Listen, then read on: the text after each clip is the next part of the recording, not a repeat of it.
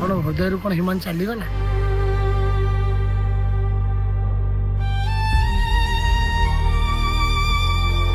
ଆଉ ହ୍ୟୁମାନ ସାଗରଙ୍କ ଜୀବନ କେମିତି ଗଲା ସମସ୍ତେ ଓଡ଼ିଶାବାସୀ ଆଜି ବି ଜାଣିବା ପାଇଁ ଚାହୁଁଛନ୍ତି। ଅନୁରୋଧ କରିଥିଲୁ ତାଙ୍କ ମାଆଙ୍କୁ, ଆପଣ ଯାହା ବି ହେଲେ କେସ୍ କରନ୍ତୁ, ଆପଣଙ୍କ ସହିତ ଆମେ ଅଛୁ। ବିଚ୍ ରାସ୍ତା ଉପରେ ଯେତେବେଳେ ସମସ୍ତଙ୍କ ଆଗରେ ତାଙ୍କୁ ଅସଭ୍ୟ ଭାଷାରେ କଥା କହୁଛନ୍ତି, ଆମେ ଯଦି ସ୍ୱର ବନ୍ଦ କରିଦେବା ନା, ବୋଧେ ଆମ ହୃଦୟରୁ ଆଉ କିଛି ଦିନ ପରେ ହ୍ୟୁମାନ ସାଗର ଲିଭିଯିବ। ହୁଏତ ଆମେ ଆଉ ଆଗକୁ ହ୍ୟୁମାନର ଗୀତ ଆମେ ପାଇବୁନି। ନମସ୍କାର। ଆଜିକୁ ବୋଧହୁଏ ହ୍ୟୁମାନ ସାଗର ମରିବାର 15 ଦିନ ହେଇଗଲାଣି। କିନ୍ତୁ ଦୁଃଖର ବିଷୟ ଏଥିପାଇଁ ଆମେ ଦ୍ୱିତୀୟ ଦିନରେ ଆମେ ଗୋଟେ ସ୍ୱର ଉଠେଇଥିଲୁ ଯେ କି ହ୍ୟୁମାନ ସାଗରଙ୍କୁ ତାଙ୍କ ଅମର ଆତ୍ମାକୁ ଶାନ୍ତି ମିଳୁ, ତା ସହିତ ମଧ୍ୟ ତାଙ୍କ ମାଆକୁ ନ୍ୟାୟ ମିଳୁ।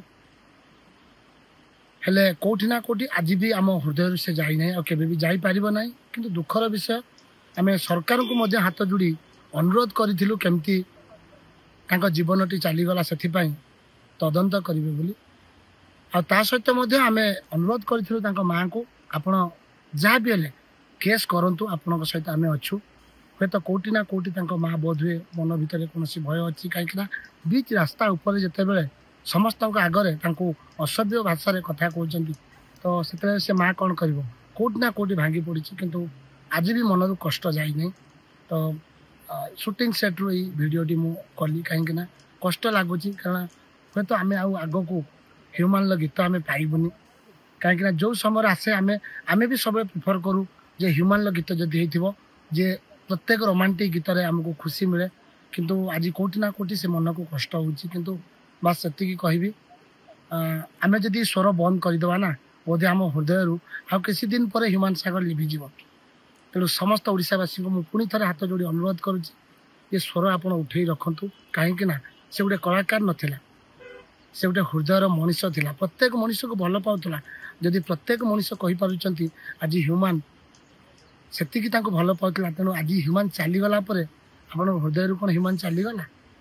ତେଣୁ ଆପଣ ସେ ମଣିଷ ପୁଣି ଦେଖାନ୍ତୁ, ଆପଣ ସ୍ୱର ଉଠାନ୍ତୁ। ଗୋଟେ କଳାକାର ହୁଏତ ଚାଲିଗଲା ପରେ କିଛି ଦିନ ପରେ ତାର କଳା ବି ଲିଭିଯାଏ, କିନ୍ତୁ ଆମେ ତାକୁ ଲିଭେଇବାକୁ ଦେବାନି। ଆମେ ହ୍ୟୁମାନକୁ ଯେମିତି କହୁଛନ୍ତି ଆମେ ଜୀବିତ ରଖିଛନ୍ତି, ସବୁଦିନ ଆମେ ତାକୁ ଜୀବିତ କରି ରଖିବା। ଆଉ ଆସନ୍ତୁ, ମୁଁ ବି ଯେମିତି ସ୍ୱର ଉଠାଉଛି, ଆପଣମାନେ ବି ସ୍ୱର ଉଠାଇବାର ହକଦାର। ଆପଣମାନେ ବି ସ୍ୱର ଉଠାନ୍ତୁ, ତାଙ୍କ ମାଆକୁ ସାହସ ଦିଅନ୍ତୁ, ଆଉ ତାଙ୍କ ମାଆ ମଧ୍ୟ କେସ୍ କରନ୍ତୁ।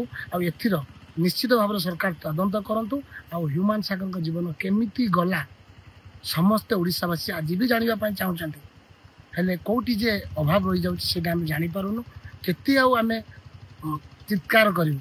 ଏମିତି ଚିତ୍କାର ଆମେ କରି କରି ଆମ କଥା ସମଗ୍ର ଓଡ଼ିଶାବାସୀ ଶୁଣିଲେ ଖାଲି ହେଇଯିବନି। ସରକାରକୁ ପୁଣି ଥରେ ଅନୁରୋଧ କରୁଛୁ, ଏଟଲିଷ୍ଟ ତାଙ୍କ ଜୀବନଟି କେମିତି ଗଲା, ଗୋଟେ କଳାକାର ଜୀବନ ଚାଲିଗଲା ପରେ କେମିତି ଆଜି ସେ ଓଡ଼ିଶାବାସୀ ତାଙ୍କୁ ଝୁରୁଛନ୍ତି, ସେତିକି ଚିନ୍ତା କରନ୍ତୁ।